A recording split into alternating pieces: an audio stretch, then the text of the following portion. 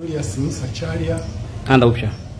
Mimi naitwa Julius Musa Charia, mwenyekiti wa baraza la wazee jimbo la Kwimba.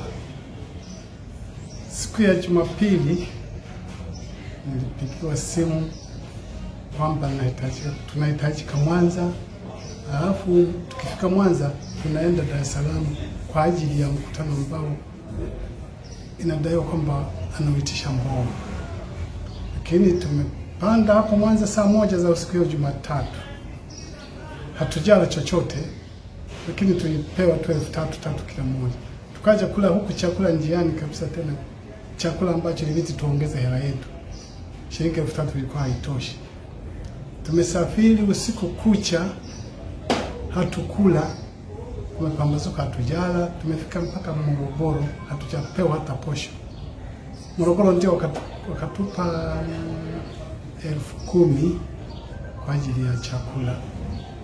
Alafu wakadai kwamba tukifika Dar es Salaam tutapewa 30,000 kwa ajili ya malazi. Tumefika Dar es Salaam jioni kabisa, usiku kabisa, saa 2 saa 3. Tulipofika Dar es Salaam tukapokelewa na wale waliokuwa wameandaa kikao. Basi wakawa wanatuita moja, una saini, unapewa 30,000 kwa ajili ya malazi. Lakini baadaye walituuliza kwamba je, mnafahamu kilichowaleta hapa? Hapa tumekuja kubadilisha jina tu, lakini sisi wanachama ni wale wale. Kwa hiyo sasa hivi tumebadilisha jina la chama, tunaita Chauma. Kwa hiyo kesho tutaendelea na mambo mengine. Lakini hata hivyo mimi niliposikia kwamba nibadilishe kwa Chauma, roho yangu kwa kweli iliumia sana, kwa sababu Chadema kimenipa heshima kubwa. Kwanza kiliniteua kugombea udiwani, lakini nikaumwa, sikuendelea. Pia kilinipa heshima ya kunichagua kuwa ni mwenyekiti wa baraza la wazee jimbo la Kwimba. Kweli mimi Chadema nitakufa nacho. Sitaki chama chochote kingine.